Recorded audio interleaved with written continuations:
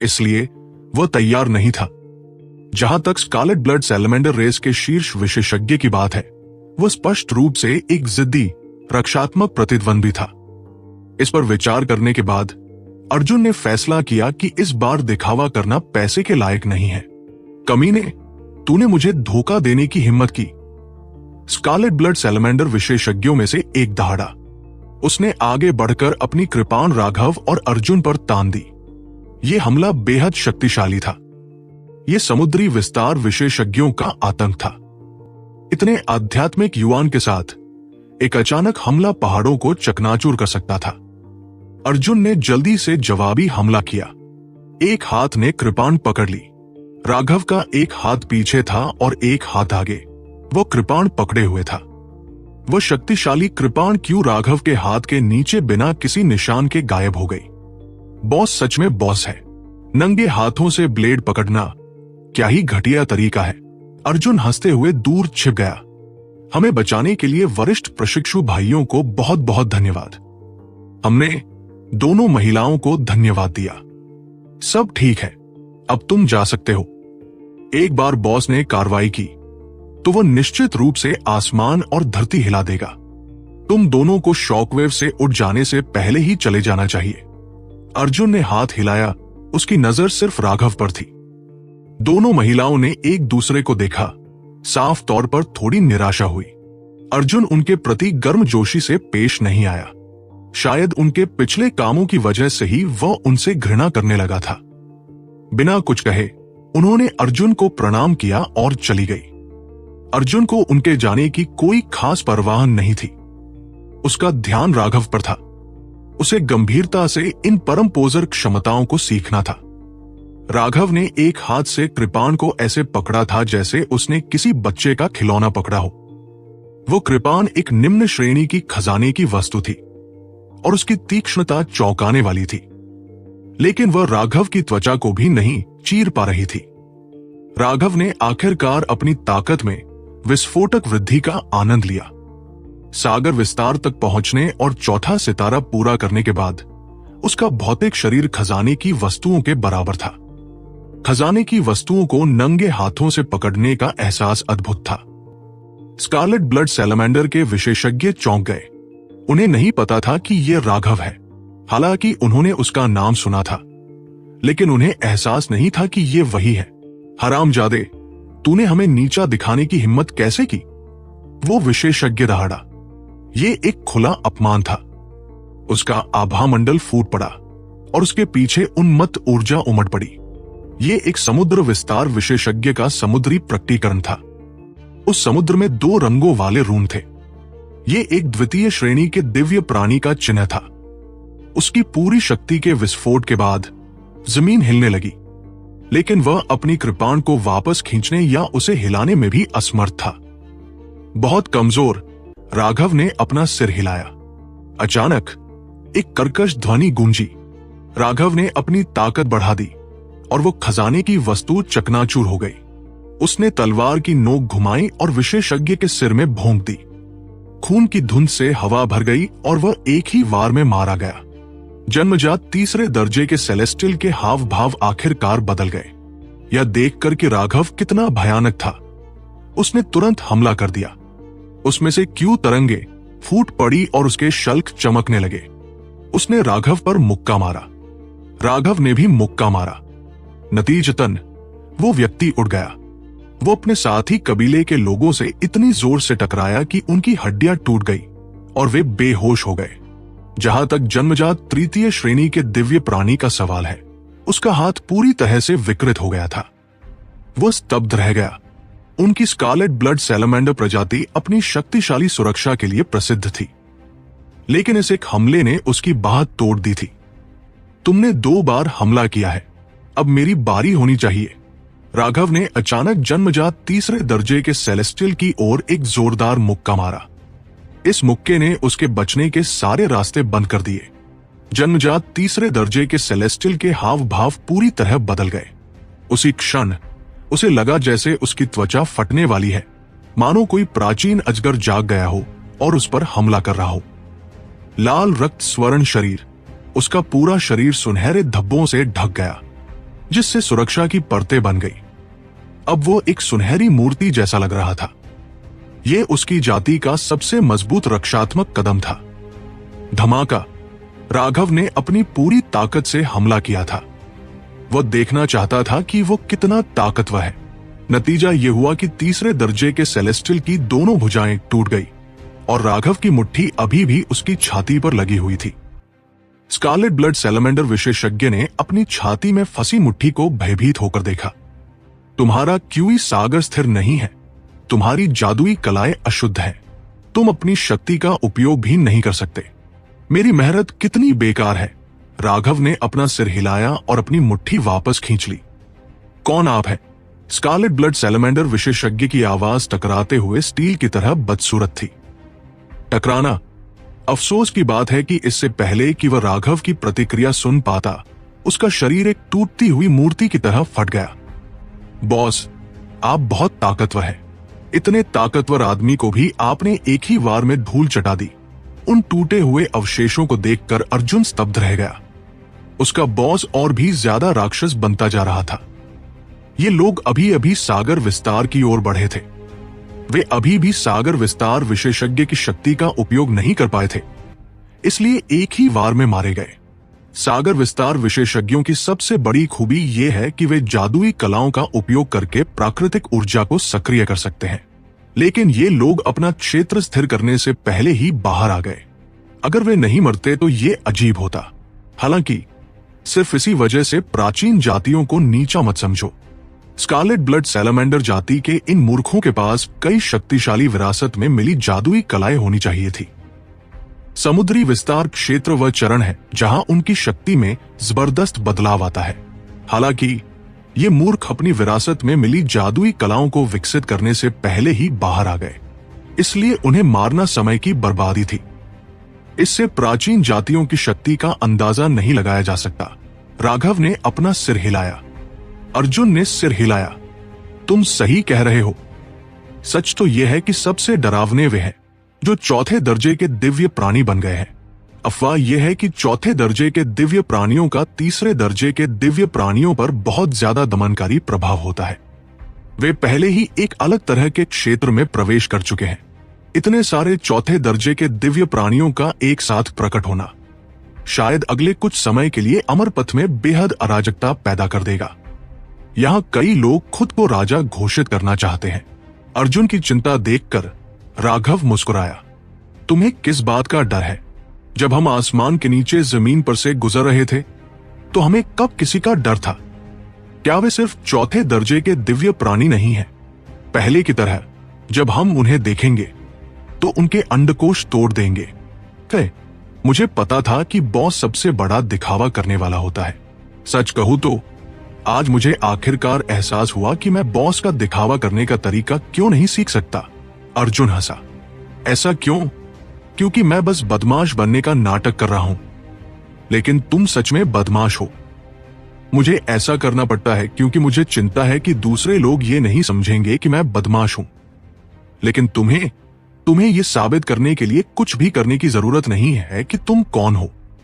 इसलिए भविष्य में मैंने तुम्हारी नकल न करने का फैसला किया है। मैं चाहकर भी तुम्हारी नकल नहीं कर सकता। मुझे अपना खुद का दिखावा करने का रास्ता ढूंढना होगा। अर्जुन ने कहा। उसका चेहरा समझ से चमक उठा। क्या तुम अपनी पूरी जिंदगी पोज देते हुए बिताने की सोच रहे हो? राघव ने गाली दी। उसके लिए वाकई कोई उम्मीद नहीं थी। तो फिर मैं और क्या करूं? तुम इतनी खतरनाक हो और मैं तुम्हारा पीछा कर रहा हूं। अगर मैं दिखावा ना करूं तो कौन बता पाएगा कि मैं कितनी खतरनाक हूं? अर्जुन बड़बड़ाया। राघव अर्जुन की तरफ देखता रहा। उसे जवाब देने के लिए कुछ भी नहीं सूझा। ऐसा लग रहा था कि उसके इस बेतुके तर्क में वाकई कोई तर्क जरूर था। क्या दिखावा करना भी एक तरह की साधना है? अर्जुन ने जाकर बेहोश हुए लोगों को होश में लाया और उनके पास जो भी कीमती सामान था उसे ले लिया। वे दोनों अपने रास्ते पर आगे बढ़ गए। वे काफी देर तक सफर करते रहे लेकिन किसी से नहीं मिले। ऐसा लग रहा था कि स्कारलेट ब्लड सैलमेंडर प्रजाति के उन बेवकूफों के अलावा कोई भी इस नाजुक समय को बर्बाद नहीं करना चाहता था। रास्ते में अर्जुन ने पृथ्वी ड्रैगन के लिए राशन के रूप में 2 सातवें दर्जे के जादुई जानवरों को मार डाला। इस दौरान अर्जुन एक योग्य रक्षक बन गया था और पृथ्वी ड्रैगन की देखभाल अपनी पत्नी की तरह करता था। आधे दिन बाद वे एक उजाड़ मंदिर के पास पहुंचे जो ढह गया था। खंडहरों के भीतर एक मूर्ति थी, लेकिन वह भी टूट गई थी। केवल उसका निचला शरीर बचा था। हालांकि वो आश्चर्यजनक रूप से विशाल था। मूर्ति के ऊपर एक विशाल पृथ्वी ड्रैगन धूप सेंक रहा था। राघव को यह जानकर आश्चर्य हुआ कि यह पृथ्वी ड्रैगन अर्जुन से भी बड़ा था और इसकी आभा पहले ही 6ठे रैंक तक पहुंच गई थी। जब राघव और अर्जुन वहां पहुंचे तो पृथ्वी ड्रैगन अचानक उठ खड़ा हुआ और उन्हें घूरने लगा। अर्जुन ने जल्दी से उसे एक जादुई जानवर की लाश रिश्वत के तौर पर फेंकी और वो आज्ञाकारी ढंग से एक तरफ हट गया, जिससे एक गुफा दिखाई दी। ये क्या है? अंदर आने के लिए रिश्वत देनी पड़ती है। राघव अवाक रह गया। मालिक, आप पहले नीचे जा सकते हैं, मैं बाहर जाकर कुछ और खाना ढूंढता हूं। इस छोटे से बच्चे का पेट बहुत बड़ा है। अर्जुन भाग गया। राघव सुरंग के रास्ते नीचे की ओर चला गया। कुछ ही देर में वह एक बड़े कमरे में दाखिल हो गया।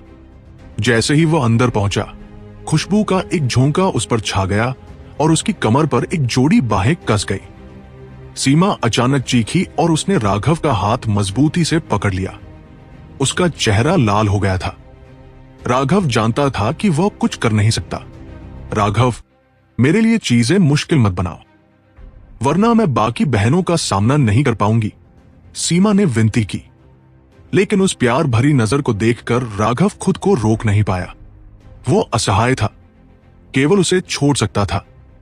खासकर आत्मा की दुनिया में उनके साथ बिताए समय के कारण खुद को नियंत्रित करना उसके लिए और मुश्किल था। उसने सीमा का निर्दोष शरीर देखा था, इसलिए खुद को रोक पाना बहुत कष्टदायक था।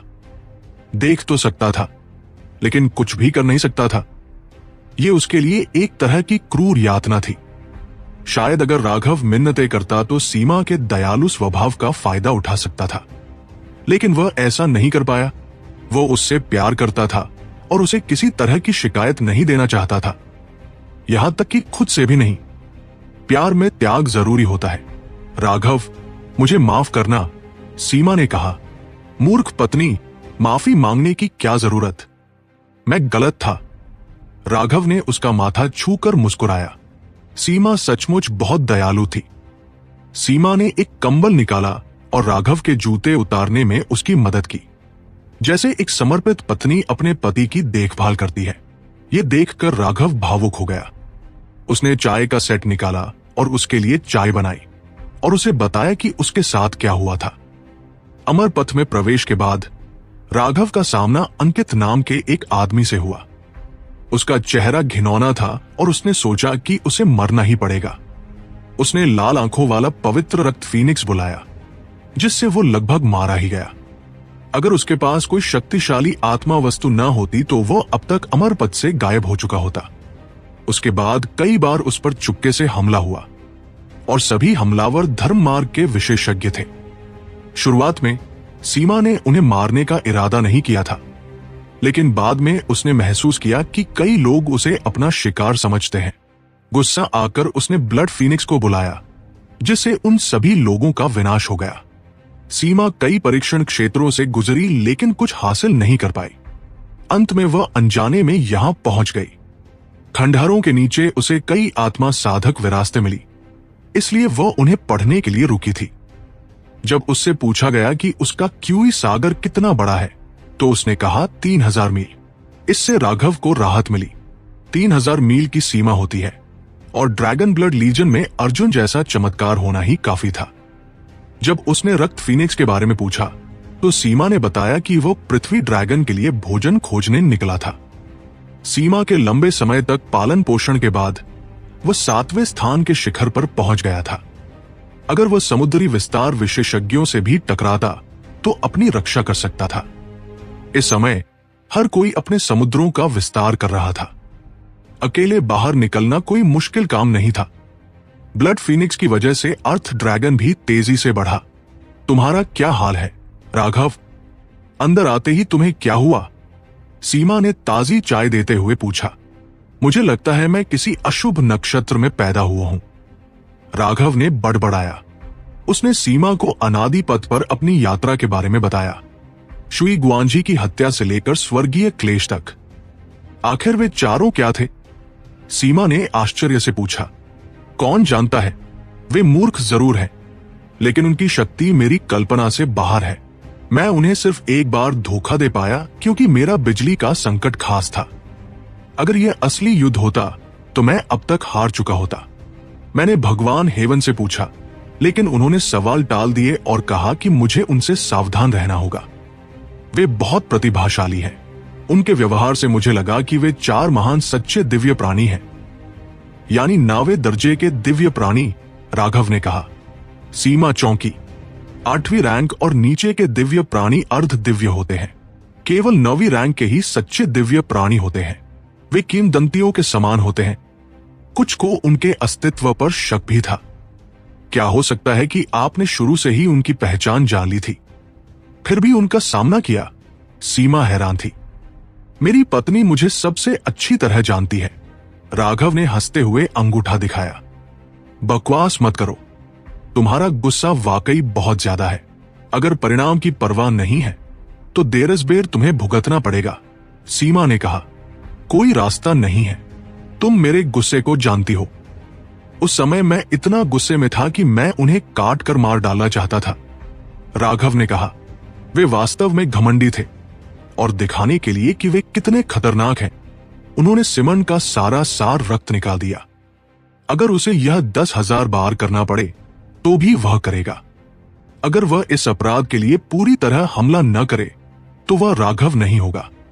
सिमन तुम्हें जूली के गुप्त क्षेत्र में वापस जाने देने के लिए अपनी जान देने को तैयार थी। वो एक ऐसी महिला है जो भावनाओं और रिश्तों की बहुत परवाह करती है, सीमा ने कहा। राघव मुस्कुराया। असल में वह सिमन का जिक्र करके सीमा के प्रति उसके रवैये को परख रहा था। तुम मेरे और सिमन के बीच के मामले का विरोध तो नहीं करोगी, है ना? राघव ने गंभीरता से सीमा का हाथ पकड़ लिया। वो तुम्हारी बहुत परवाह करती है और तुम्हारे लिए अपनी जान देने को भी तैयार है। तुम्हें फंसाने के डर से उसने अपने दर्द भी सहा। मैं ऐसी औरत का विरोध कैसे कर सकती हूं? सीमा ने सिर हिलाते हुए कहा। तुम सच में सबसे अच्छी हो। तुम्हारा ये उदार और बड़ा दिल मेरे लिए आशीर्वाद है। राघव ने खुशी से सीमा को गले लगाया और चूमा। वह जानता था कि सीमा जैसी दयालु महिला ही इस बात पर चर्चा करने के लिए सही है। जब तक वह इसका विरोध नहीं करेगी, मामला आसान रहेगा। लेकिन अभी नेहा को मत बताना चाहिए। उस लड़की का आध्यात्मिक युवान वायु गुण वाला है और उसका स्वभाव भी वायु और अग्नि जैसा है। वो बहुत सीधी है और अगर आप उसे बताएंगे तो वो खुश नहीं होगी, सीमा ने चेतावनी दी। तो फिर मुझे क्या करना चाहिए? राघव ने पूछा। मूर्ख, क्या तुमने नहीं कहा था कि तुम और सिमन फिर मिलोगे? तब तक इंतजार करो। जब सभी एक दूसरे को जान लेंगे तब इस मामले को उठा सकते हो। नेहा अनुचित नहीं है, उसका स्वभाव बहुत सीधा है और अगर तुम इसे जल्दी सामने लाओगे तो वह सोच सकती है कि तुम चंचल हो और सिमन को बहकाने निकले थे। लेकिन जब सभी दोस्त बन जाएंगे तब नेहा तुम्हें अस्वीकृत महसूस नहीं कराएगी। वो तुम्हें अपनी ओर खींचने में मदद करेगी। नेहा नरम रणनीति के लिए जिम्मेदार है, कठोर रणनीति के लिए नहीं, सीमा ने समझाया। पत्नी, तुम सच में सबसे अच्छी हो। मुझे तुम्हें एक चुंबन देना है, राघव ने भावुक होकर कहा। नहीं, अगर मैं तुम्हें 1 इंच भी दूं तो तुम 1 मील चाहोगे। सीमा ने अपने हाथ से राघव का मुंह ढक दिया। नहीं नहीं, मैं ऐसा नहीं करूंगा। मैं बस अपनी कृतज्ञता जताना चाहता हूं। मैं तुम्हारे झूठ पर यकीन नहीं करूंगी। तुमने ये 17वीं बार कहा है। शायद पहले 16 बार मैं झांसे में आ गई, लेकिन इस बार नहीं। आखिरकार राघव अपनी बात मनाने में सफल नहीं हो पाया, लेकिन वह सीमा का बहुत आभारी था। वह निश्चित रूप से सभी सुंदरियों में सबसे श्रेष्ठ थी। सीमा ने राघव से उसकी योजना पूछी। उसने बताया कि वह सभी के लिए बड़ी संख्या में समुद्र विलयन गोलियों का शोधन करेगा ताकि वे पहले स्वर्ग चरण तक पहुंचने से पहले अपने क्यूई समुद्रों को बढ़ा सके। अब उनके शुरुआती समुद्र बन चुके थे, लेकिन उन्हें डेंटिंग के अनुसार अनुकूल होने के लिए समय चाहिए था। इस दौरान औषधीय गोलियों से समुद्र का फिर से विस्तार संभव था। कहा जाता था कि जब औषधीय गोलियां बहुत मजबूत हो, तब पहले स्वर्ग चरण में प्रवेश से पहले क्यूई समुद्र का आकार 30% तक बढ़ाना संभव होता है। 30% वृद्धि मानव साधकों के लिए जीवन और मृत्यु का फैसला कर सकती है, लेकिन यह सिर्फ एक सिद्धांत था। गोलियों की गुणवत्ता ही सब कुछ तय करती है। इसलिए राघव पृथ्वी ड्रैगन की कोर फ्लेम उधार लेने आया था। राघव ने पृथ्वी ड्रैगन की मुख्य ज्वाला अपनी गोली ज्वाला के रूप में इस्तेमाल की, लेकिन तब पृथ्वी ड्रैगन कमजोर पड़ गया और लगभग बेहोश हो गया। यह अनिवार्य था। उसकी ज्वाला सुप्त अवस्था में थी, इसलिए वो उच्च गुणवत्ता वाली गोलियां परिष्कृत नहीं कर सका। फिर राघव ने तुरंत काम शुरू किया। उसका लक्ष्य नॉरिंग वाली समुद्र विलियन गोलियां बनाना था। केवल ऐसी गोलियां उन्हें अपने समुद्रों को सीमा तक बढ़ाने में सक्षम बनाती थी। सामान्य विशेषज्ञों के लिए 10% की वृद्धि भी असाधारण होती है, लेकिन राघव सर्वोत्तम परिणाम चाहते थे। उन्होंने बिना सोए 7 दिन और रात तक शोधन किया। 600 से अधिक नॉरिंग गोलियां बनाई और 2000 से अधिक निम्न स्तर की गोलियां भी। उन्होंने अर्जुन को ये गोलियां जल्दी बांटने को कहा ताकि उसके लोग शिखर तक पहुंच सके और कुछ बची भी रहें। बाकी गोलियां उसने बेचना और संसाधन जुटाने की योजना बनाई, क्योंकि बाहरी दुनिया में सी मर्जिंग पिल्स लगभग खत्म हो चुकी थी। पृथ्वी ड्रैगन की स्वर्ण ज्वाला लौटाते हुए राघव ने उसे कुछ पशु ज्वालाएं भी दी, जो वो अपने शरीर में बना रहा था ताकि नुकसान की भरपाई हो सके। इससे उसकी मूल ज्वाला तेज होगी। राघव, क्या आप बाकी लोगों के साथ अकेले नहीं जा रहे? सीमा ने पूछा। राघव ने आह भरी। शुभम और विनायक अभी भी लापता है। मुझे उन्हें ढूंढना होगा, लेकिन वे मेरे भाई हैं। मुझे किसी भी हालत में उन्हें ढूंढना है। अगर वे जिंदा हैं तो देखना चाहता हूं, अगर वे मर गए तो उनकी लाशें देखना चाहता हूं, वरना मैं बॉस कहलाने लायक नहीं रहूंगा। राघव ने सीमा के गाल को धीरे सहलाया। मेरा स्वभाव चिड़चिड़ा और कभी कभी बेवकूफ है, लेकिन मैं इसे नहीं बदल सकता। जब तक उन्हें नहीं ढूंढता, मन की शांति नहीं मिलेगी। चिंता मत करो, मेरा ची सागर तुम्हारे से अलग है। तुम सब अपनी शक्ति बढ़ाओ, मैं उन्हें खोजने के लिए सबसे उपयुक्त हूं। यह सब निपटाकर राघव अर्जुन द्वारा दिया गया एक विशेष सेंसर उपकरण लेकर चल दिया। उसकी सबसे बड़ी उम्मीद थी कि दोनों की जिंदगियां सुरक्षित हो। 3 दिन की खोज के बाद भी सेंसर डिवाइस से जरा भी कंपन नहीं हुआ। उन दोनों की तलाश के लिए राघव ने 9 रास्ते चुने थे, जिन पर वे वाइल्ड से अलग होने के बाद जा सकते थे। ये 9 रास्ते परीक्षण क्षेत्रों की ओर जाने वाले रास्ते थे। 10,000 जानवरों के जंगल को केंद्र में रखते हुए ये 9 रास्ते सबसे ज्यादा संभावित थे जिन्हें उन्होंने चुना होगा। लेकिन 3 दिन बाद वो उनमें से 8 रास्तों से गुजर चुका था, लेकिन उसे कुछ नहीं मिला। अगर उसे इस 9वें रास्ते पर भी कुछ नहीं मिला, तो उसे 9 रास्तों पर अपनी खोज का दायरा फिर से बढ़ाना होगा। इससे और भी समय बर्बाद होगा। अनादि पथ को खुले हुए 7 महीने से ज्यादा हो चुके थे। उसके बंद होने में 5 महीने से भी कम समय बचा था। उसके पास समय की कमी थी। सभी विशेषज्ञ एक काया पलट के दौर से गुजर रहे थे। एक बार जब वे अपने एकांतवास से बाहर आएंगे, तो वे सच्चे विशेषज्ञ होंगे और निश्चित रूप से अनादि पथ पर एक खूनी युद्ध होगा। उस समय धर्म और भ्रष्ट मार्ग आकाश को रक्त से भर देंगे। लेकिन इस बार धर्मी मार्ग स्पष्ट रूप से बहुत कमजोर था। इसके अलावा गौरव के साथ उसकी दुश्मनी के कारण अगली बार जब वे लड़ेंगे तो सब कुछ निपटाने के लिए होगा। इतने विरोधियों का सामना करते हुए भी राघव डरा नहीं। उसे अपने भाइयों को खोने का डर था, इसलिए उसे उन्हें ढूंढना था। भले ही वे मर गए हों, उसे उनकी हड्डियां वापस लानी थी। वह उन्हें इस अनजान दुनिया में हमेशा के लिए आराम नहीं करने दे सकता था। एक दिन बाद राघव का चेहरा उदास था। सेंसर डिवाइस को अभी भी 9वें रास्ते पर कुछ नहीं मिला था। इस विशाल अनादि पथ पर किसी व्यक्ति को ढूंढना भूसे के ढेर में सुई ढूंढने जैसा था। उसने जो 9 रास्ते चुने थे, वे वही थे जो संभवतः उन दोनों ने चुने होते, लेकिन कौन निश्चित रूप से कह सकता था कि वे कहां गए थे? राघव एक बंजर रेगिस्तान के सामने खड़ा था। नीचे एक परीक्षण क्षेत्र था, लेकिन राघव का दिल नहीं था कि वो वहां छिपे खजानों की जांच करे। अर्जुन द्वारा बनाए गए सेंसर उपकरण से वो उन्हें भाप सकता था, चाहे वे 3000 मील के दायरे में हों। अगर उसे यहां कुछ भी महसूस नहीं हुआ, तो इसका मतलब था कि वे इस रेगिस्तान में नहीं थे। राघव ने गहरी सांस ली। अपना मन शांत करते हुए उसने खुद को एक नई खोज शुरू करने के लिए तैयार किया। ठीक उसी क्षण अंतरिक्ष हिल गया। एक भयानक हमले ने शून्य को चीर दिया और वह राघव की पीठ पर आ गिरा। हमले ने स्पेस-टाइम को लगभग तोड़ दिया था। यह बिना किसी पूर्वाभास के हुआ था। राघव चौंक गया।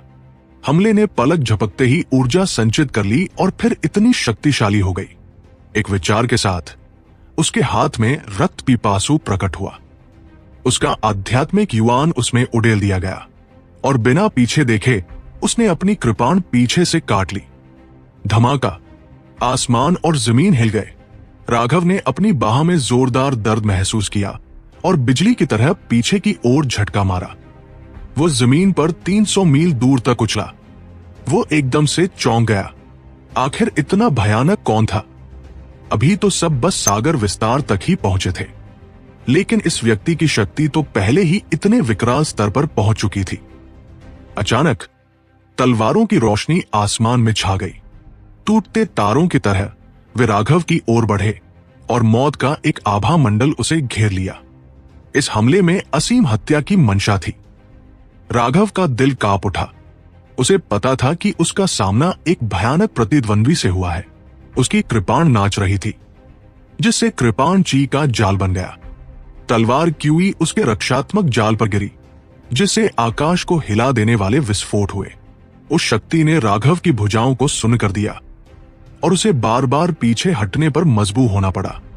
जब तलवार क्यूई धुंधली पड़ गई, तो राघव ने आखिरकार एक काले लबादे में लिपटी एक आकृति देखी। लेकिन इससे पहले कि वह उस आकृति को ठीक से पहचान पाता, एक विशाल तलवार की आकृति आकाश में फैल गई, बादलों को चीरती हुई।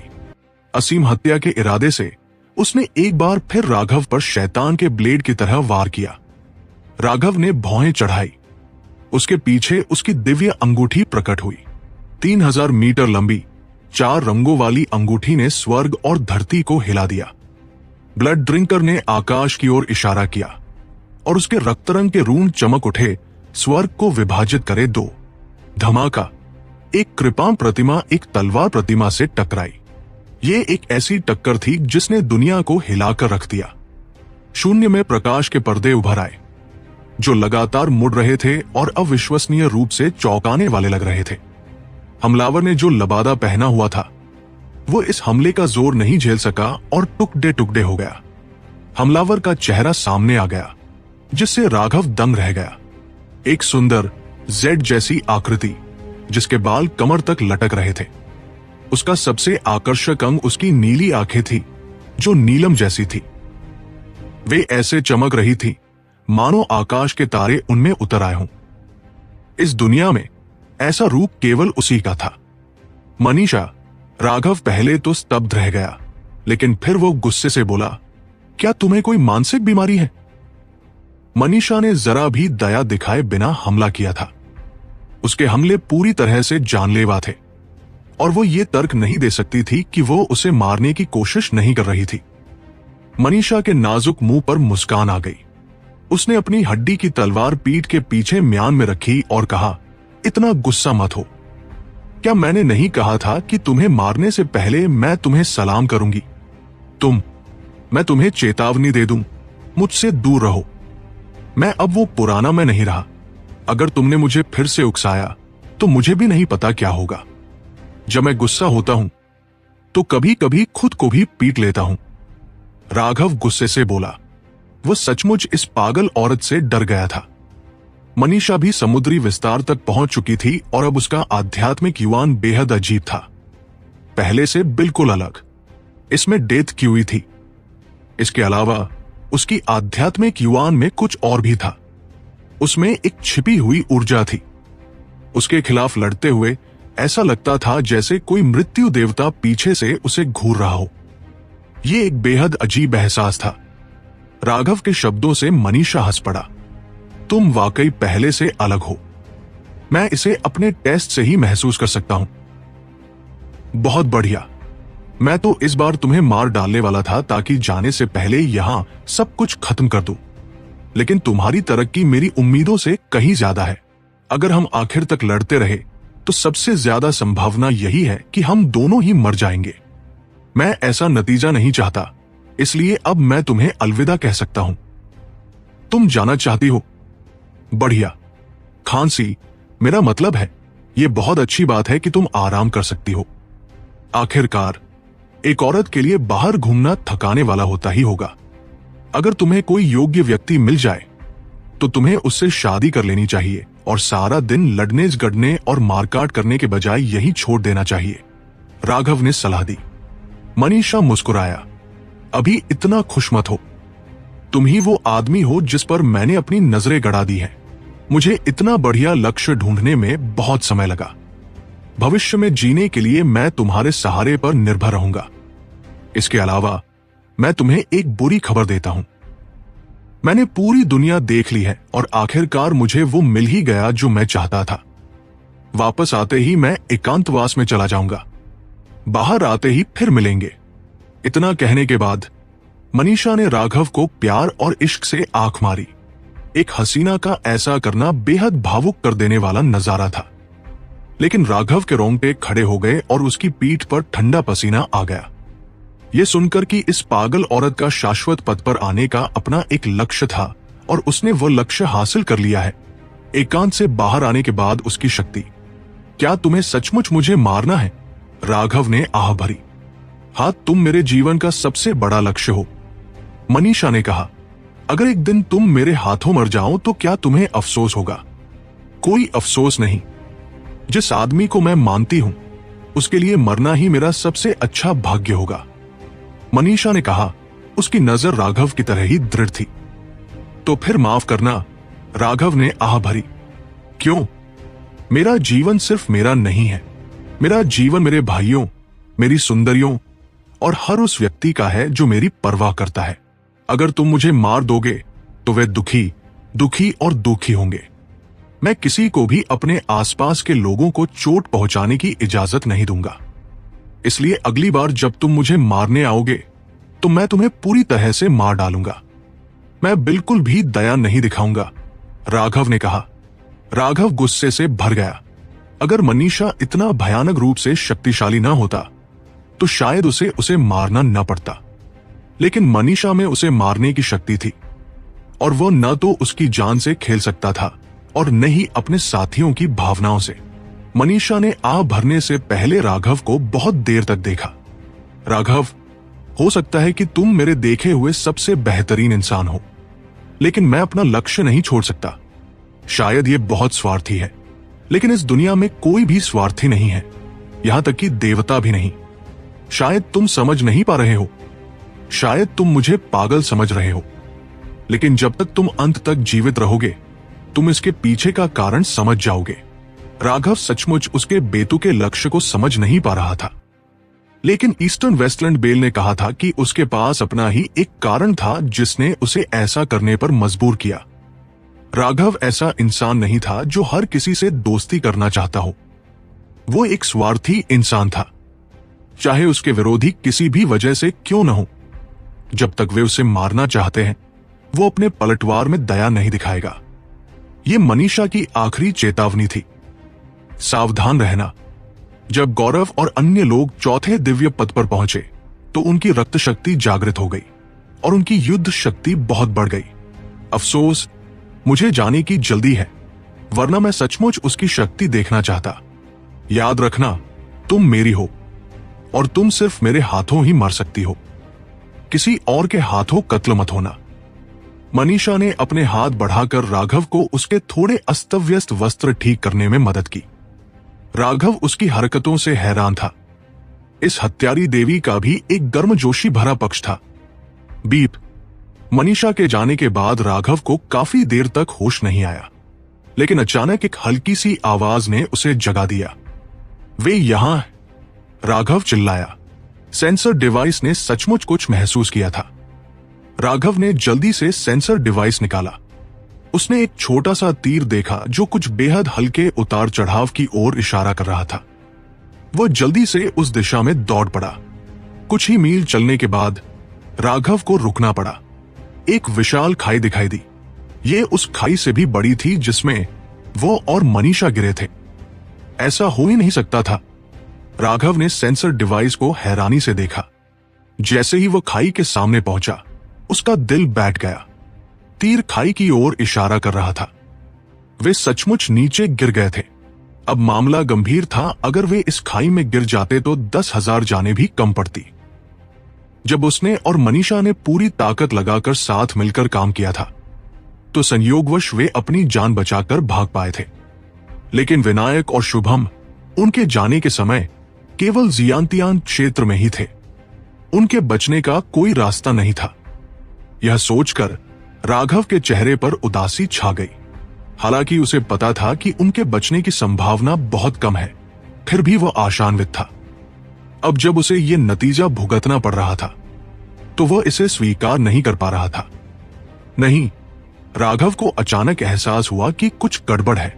अगर वे सचमुच किसी खाई में गिर गए होते, तो भयानक स्थानिक ब्लेड उन्हें टुकड़े टुकड़े कर देते। यहां तक कि उनके शरीर पर लगे सेंसर उपकरण भी नष्ट हो गए होते। वे अभी भी नीचे ही होंगे। राघव का दिल धड़क उठा। नीचे खाई की ओर देखते हुए उसने दांत भींचे और पूर्वी बंजर भूमि की घंटी से पूछा, वरिष्ठ, अगर मैं नीचे चला जाऊं, तो क्या तुम मुझे ऊपर लाने की शक्ति रखते हो? इसमें कोई समस्या नहीं है, लेकिन इससे आपका एक एहसान खत्म हो जाएगा। इस बारे में ध्यान से सोचिए। 2 ऐसे लोगों के लिए जिनकी मौत की संभावना है, आप एक जीवन रक्षक अवसर का त्याग कर रहे हैं। क्या ये इसके लायक है? ईस्टर्न वेस्टलैंड बेल ने चेतावनी दी।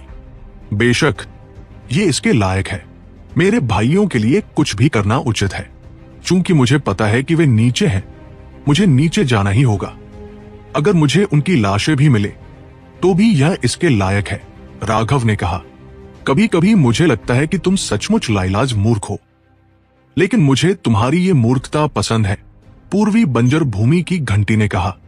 उसकी आवाज में थोड़ी सी संतुष्टि और प्रशंसा थी। तो फिर आप कह रहे हैं कि यह कोई समस्या नहीं है? राघव ने पूछा। बिल्कुल, मैं ईस्टर्न वेस्टलैंड बेल हूं। मेरी टूटी फूटी हालत में भी इतनी छोटी सी बात कोई मायने नहीं रखती, ईस्टर्न वेस्टलैंड बेल ने उदासीनता से कहा। लेकिन उसकी आवाज में उसका अहंकार साफ झलक रहा था। ठीक है, तो मैं नीचे जा रहा हूं। आपको शांति मिले। शांति से जाओ। राघव अवाक रह गया। ये शब्द कुछ अशुभ लग रहे थे। मैं इसे दूसरे तरीके से कहूं, मेरे साथ तुम निश्चिंत होकर जा सकते हो। ईस्टर्न वेस्टलैंड बेल को भी लगा कि उसके शब्द थोड़े अजीब हैं, और उसने उन्हें बदल दिया। क्या कोई फर्क है? राघव ने आंखें घुमाई। क्या प्राचीन काल में सभी लोग इसी तरह बात करते थे? तुम जा रहे हो या नहीं? पूर्वी बंजर भूमि की घंटी भड़क उठी। राघव खाई में नीचे कूद गया। इस बार वो पूरी तरह से सतर्क था। उसने अपनी उतरने की गति को नियंत्रित करने की पूरी कोशिश की। उसने पाया कि यह पिछली खाई जैसी ही थी। वो सिर्फ नीचे जा सकता था, ऊपर नहीं। अब जब वह नीचे कूद चुका था, तो उसके पास वापस ऊपर जाने का कोई रास्ता नहीं था। वो धीरे धीरे नीचे उतरा। जैसे जैसे वह गहराई में गया, उसके आसपास का वातावरण और भी अंधेरा होता गया। अचानक उसे पता चला कि यह खाई पहले देखी गई खाई से भी ज्यादा गहरी थी। आखिरकार आसमान का वो टुकड़ा गायब हो गया, लेकिन नीचे से अभी भी कोई उतार चढ़ाव नहीं हुआ। अगले 2 घंटों के बाद अंततः कुछ स्थानिक उतार चढ़ाव हुए। सूक्ष्म स्थानिक ब्लेड दिखाई देने लगे, लेकिन ये स्थानिक ब्लेड कोमल थे, लगभग पंखों जैसे। इनमें कोई आक्रामक शक्ति नहीं थी। इसके अलावा इन पर पैर रखकर उसकी गति धीमी करना संभव था। दरअसल वो हवा में स्थिर भी रह सकता था। जैसे जैसे वो नीचे की ओर बढ़ता गया, उसे धीरे धीरे ऐसा लगने लगा जैसे कुछ गड़बड़ है। उसे बहुत दूर से हल्की सी गड़गड़ाहट सुनाई दे रही थी। ये जरूर कोई भयानक शक्ति थी। इससे उसकी खोपड़ी सुन्न हो गई। 100 मील नीचे अंतरिक्षीय ब्लेड शक्तिशाली होने लगे थे, लेकिन उसे अभी भी शुभम या विनायकी का कोई निशान नहीं दिखाई दिया। हालांकि सेंसर डिवाइस का कंपन और भी तेज होता जा रहा था। वह साफ तौर पर उनके और करीब पहुंच रहा था। यहां स्थानिक ब्लेड अब घूम रहे थे। राघव के पास ब्लड ड्रिंकर को खत्म करने के अलावा कोई चारा नहीं था। इस बार राघव पिछली बार जितना दुखी नहीं था। ये स्थानिक ब्लेड उसके लिए ज्यादा खतरा पैदा नहीं कर पा रहे थे। ब्लड ड्रिंकर एक ही वार से उनमें से किसी को भी नष्ट कर सकता था। वे आगे हैं। राघव ने अचानक अपने नीचे एक विशाल प्राचीन मीनार देखी। ये 100 मील लंबी थी और खाई में तिरछी खड़ी थी, जिससे ये नीचे गिरने से बच गई। राघव तुरंत उसकी ओर बढ़ने लगा, जैसी कि उम्मीद थी। जैसे ही वो उस पर कूदा, सेंसर डिवाइस का कंपन एक नए स्तर पर पहुंच गया। वे दोनों उस प्राचीन मीनार में ही थे। अगर ये प्राचीन मीनार न होती तो वे रसातल में गिर जाते और अंतरिक्षीय ब्लेडों से नष्ट हो जाते। कुछ भी नहीं बचता। प्राचीन मीनार खाई की चट्टान को चीरती हुई जा रही थी। वो फट गई थी और वो आसानी से अंदर घुस गया। इतनी दूर गिरने के बाद भी मीनार पूरी तरह से नष्ट नहीं हुई थी। ये दर्शाता था कि वो वास्तव में असाधारण रूप से मजबूत थी। राघव ने धूल भरे टावर के फर्श पर 2 पैरों के निशान देखे। वो खुश हुआ और जल्दी से टावर के अंदर चला गया। शुभम, विनायक, वो जोर से चिल्लाया। उसकी आवाज टावर के हर कोने तक पहुंच गई, लेकिन उसने न तो उनकी प्रतिक्रिया सुनी और न ही उनकी आभा का एहसास किया। इससे राघव का दिल एक बार फिर बैठ गया। वह जल्दी से और गहराई में चला गया। जब वह मीनार के शिखर पर पहुंचा तो उसे 2 मिट्टी की मूर्तियां दिखाई दी। वे शुभम और विनायक ही थे। राघव चौंक गया। दोनों मूर्तियां शुभम और विनायक थी, लेकिन उनकी जीवन आभा लुप्त हो चुकी थी। वे वही मिट्टी में लिपटी खड़ी थी। पृथ्वी आत्मा मनका। इस मीनार की रक्षा वास्तव में एक पृथ्वी आत्मा मनका कर रही थी।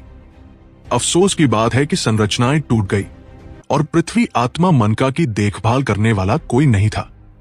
इसने वास्तव में अपनी स्वयं की बुद्धि को जन्म दिया है और उनकी आत्मा का सार खा जाना चाहता है। पूर्वी बंजर भूमि बेल ने कहा। तभी राघव को आगे एक विशाल गोला दिखाई दिया। यह 3 मीटर व्यास का था और धूल से ढका हुआ था।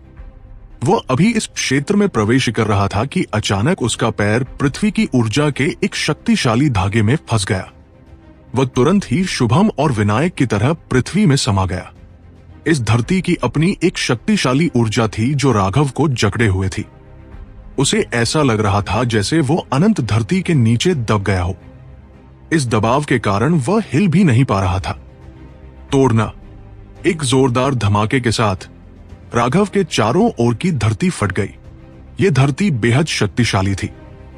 शायद ये समुद्री विस्तार वाले खगोलीय पिंडों को भी फंसा सकती थी, लेकिन राघव को बांधने के लिए यह काफी नहीं थी। अपनी मिट्टी की मुहर तोड़ने के बाद राघव ने अपने हाथ बढ़ाकर शुभम और विनायक के माथे पर रख दिए। उसने मिट्टी को अलग कर दिया और उनकी त्वचा को छू लिया। वाह वाह! उन्होंने अपनी आत्माएं अपने नीवान में छिपा ली। वे अभी तक विलुप्त नहीं हुई थी। राघव प्रसन्न हुआ। तथाकथित नीवान व्यक्ति के सिर के बीच में स्थित होता था।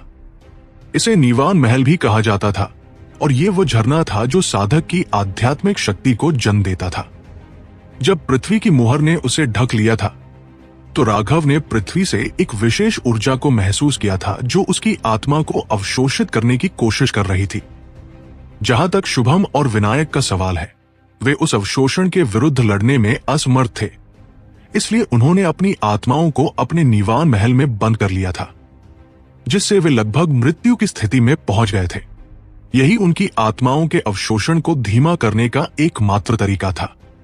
हालांकि भले ही उन्होंने अपनी आध्यात्मिक शक्ति को अपने निवानों में बंद कर लिया हो, फिर भी वे इसे पूरी तरह से रोक नहीं सकते थे। वे बस इतना ही कर सकते थे कि इसे और देर तक रोक सके। उनकी आध्यात्मिक शक्ति अब अत्यंत क्षीण हो चुकी थी और उनकी आत्मा की ज्वालाएं लगभग बुझ चुकी थी। इसमें कोई आश्चर्य नहीं कि उसने उनके जीवन की आभा को महसूस नहीं किया था। राघव की शक्तिशाली आध्यात्मिक शक्ति ने धीरे धीरे उनके निवान में प्रवेश किया और उनकी आत्माओं को पोषण दिया। ऐसा करते ही उनकी आत्माएं सूखी नदी की तलहटी की तरह हो गई, जिन्हें अंततः पोषण मिल रहा था और वे स्वस्थ हो रही थी। जिस समय वे ठीक हो रहे थे, उसी समय एक और तरह की ऊर्जा राघव की आध्यात्मिक शक्ति का एक बड़ा हिस्सा सोख रही थी। उसने महसूस किया कि यह ऊर्जा बड़े क्षेत्र में भेजी जा रही थी। राघव के मुंह पर एक ठंडी मुस्कान फैल गई। उसने उसे अपनी आध्यात्मिक शक्ति को अवशोषित करने दिया। शुभम और विनायक की आत्माएं बेहद कमजोर थी और इसलिए राघव ने उन्हें पहले बहुत अधिक आध्यात्मिक शक्ति नहीं दी। मालिक, कई घंटे बीत जाने के बाद आखिरकार उनकी आत्माएं जागी। राघव को अपने सामने देखकर वे चौंके, खुश हुए, लेकिन शर्मिंदा भी हुए। पहले अपनी आत्मा को पूरी तरह से ठीक करो, राघव ने कहा। हालांकि दोनों जाग गए थे, लेकिन उनकी आध्यात्मिक शक्ति अभी भी कमजोर थी। उन्हें अपने चरम पर पहुंचने के लिए और समय चाहिए था। बॉस, हमें माफ करना, विनायक ने कहा। उसे लग रहा था कि वो बहुत बेकार है। वो और भी मजबूत बनना चाहता था, लेकिन नतीजा ये हुआ कि उसने राघव के लिए मुसीबत खड़ी कर दी। भाइयों के बीच ऐसी बातों की कोई जरूरत नहीं है। मुझे तुम दोनों की तारीफ करनी होगी। क्या तुम मुझे बता सकते हो कि तुम यहां कैसे पहुंचे? राघव ने अपनी आध्यात्मिक शक्ति का संचार जारी रखते हुए पूछा। वो उत्सुक था। क्या वे दोनों इतनी ज्यादा ताकतवर बनना चाहते थे कि पागल हो गए थे? क्या उन्होंने मौके की तलाश में चट्टानों से कूदने वाले लोगों की कहानियों पर चलने का फैसला किया था? ये वो कमीना श्याम था।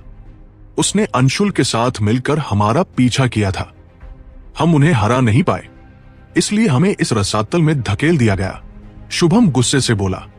अब उसे उन दोनों से दिल से नफरत हो गई थी, लेकिन वे उन्हें हरा नहीं पाए थे। ठीक है, इतना गुस्सा मत हो। अगर तुम बदला लेना चाहते हो तो हमारे बाहर निकलने के बाद ले सकते हो। जैसे ही तुम उन दोनों को देखो, सीधे उन्हें कुचल दो। राघव मुस्कुराया। ये दोनों सचमुच बदकिस्मत थे। अनादि पथ पर प्रवेश करने के कुछ ही समय बाद वे यहां गिर पड़े थे। इतने लंबे समय तक यहां बंद रहने के बाद उन्हें पता भी नहीं चला कि बाहर क्या हुआ था। जहां तक अंशुल और श्याम की बात है, वे तो बस दूसरे दर्जे के दिव्य प्राणी थे। वर्तमान राघव के लिए दूसरे दर्जे के दिव्य प्राणी तोप के चारे से भी कमजोर थे। 1 घंटे बाद उनकी आत्माएं पूरी तरह ठीक हो गई, लेकिन राघव ने उन्हें अभी भी जमीन में दबा रखा था। ठीक है, सावधान रहना। मैं इस पृथ्वी आत्मा मनका को परिष्कृत करने में तुम्हारी मदद करूंगा। यह थोड़ा दर्दनाक हो सकता है, लेकिन इसे सहन करो। ऐसा कहने के बाद राघव की आध्यात्मिक शक्ति अचानक बेतहाशा फूट पड़ी और उन दोनों ने तुरंत अपनी आत्माओं में दर्द का एक विस्फोट महसूस किया। हालांकि राघव ने उन दोनों को चेतावनी दी थी, फिर भी वे चीख पड़े। उन्हें ऐसा लग रहा था जैसे उनकी आत्माएं चीर दी गई हों। मूलतः राघव जो आध्यात्मिक शक्ति उन्हें भेज रहा था, उसका आधा हिस्सा पृथ्वी आत्मा मनका द्वारा अवशोषित कर लिया गया था। लेकिन क्या उसकी चीजें छीनना इतना आसान था? राघव हमेशा दूसरों से चीजें छीनता रहा था, और जब दूसरे उससे चीजें छीनते थे तो उन्हें भारी कीमत चुकानी पड़ती थी। राघव ने पृथ्वी आत्मा मनका को अपनी आध्यात्मिक शक्ति को अवशोषित करने से नहीं रोका था। वास्तव में उसने जानबूझकर उसे अपनी शुद्धतम आध्यात्मिक शक्ति प्रदान की थी। एक बार जब वह आध्यात्मिक शक्ति पृथ्वी आत्मा मनके में प्रवेश कर गई तो वह फैलने लगी और मनके के हर कण में विलीन हो गई। पृथ्वी आत्मा मनका एक आध्यात्मिक खजाना था जिसे केवल स्वर्ग और पृथ्वी ही जन्म दे सकते थे। चूंकि ये इतने लंबे समय से मीनार द्वारा पोषित था, इसलिए ये और भी मजबूत हो गया था और इसकी अपनी बुद्धि थी। दरअसल उसने सहज रूप से ही अपनी पोषण के लिए उनकी आत्माओं को आत्मसात करने का निर्णय लिया था। इससे वह और भी बुद्धिमान हो जाता।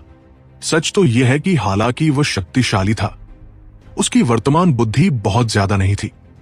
उनकी आध्यात्मिक शक्ति को आत्मसात करना बस एक सहज प्रवृत्ति थी। जहां तक राघव की आध्यात्मिक शक्ति का सवाल है, उसने मूर्खतापूर्वक जितना हो सके उतना अवशोषित कर लिया। उसे पता नहीं था कि एक बार उसकी आध्यात्मिक शक्ति उसके शरीर में प्रवेश कर गई तो वो उसकी सभी मूल ऊर्जाओं में विलीन हो गई। जिससे दोनों को अलग करना असंभव हो गया। अब जब अवसर खुल गया था तो उसकी आध्यात्मिक शक्ति भड़क उठी और वह सब वापस ले ली गई। उसकी आध्यात्मिक शक्ति ने पृथ्वी आत्मा मनका की सभी मूल ऊर्जा को खींच लिया। उनके शरीर में न केवल अपार आध्यात्मिक शक्ति प्रवेश कर रही थी, बल्कि असीम पृथ्वी ऊर्जा भी थी। इसने उनके शरीर को इतना व्याकुल कर दिया कि उन्हें ऐसा लग रहा था मानो उनके शरीर और आत्माएं फटने ही वाली हैं। वे लगातार चीख रहे थे, तुम किस बारे में चिल्ला रहे हो? क्या तुम्हें चिल्लाने में शर्म नहीं आती? क्या तुम ताकतवर बनने के लिए अपनी जान तक कुछ भी देने को तैयार नहीं थे? तुम इस जरा से दर्द से चीखने वाले हो? राघव गुस्से से बोला। उन्होंने उसकी बात नहीं सुनी, इसलिए राघव ने ऊर्जा प्रवाह को धीमा करने से इनकार कर दिया। दरअसल उसने पृथ्वी आत्मा मनके के प्रतिशोध को दबाया भी नहीं, जिससे उन दोनों को उसे सहना पड़ा। जब से उसने सुना था कि वे दोनों अकेले ही बाहर गए हैं, तब से उसके दिल पर पत्थर सा पड़ गया था। अब जब उसे पता चल गया था कि वे जिंदा हैं, तो उन्हें सजा की जरूरत थी। राघव की बातें सुनकर दोनों को इतनी शर्मिंदगी महसूस हुई कि वे चीखना चिल्लाना बंद कर दिया। उन्होंने जोर से अपने दांत भींच लिए, लेकिन यह वाकई बहुत दर्दनाक था। शारीरिक और आध्यात्मिक पीड़ा का ऐसा मिश्रण था कि उनकी आंखें बाहर निकलने को हो रही थी और माथे पर बड़ी बड़ी नसें उभर आई थी। अंततः पृथ्वी आत्मा मनका को एहसास हुआ कि कुछ गड़बड़ है और उसने पागलपन से जवाबी कार्रवाई शुरू कर दी। इस समय राघव के पास अपनी आध्यात्मिक शक्ति से उसे दबाने के अलावा कोई विकल्प नहीं था, अन्यथा वो शक्ति उन्हें विस्फोट कर देती।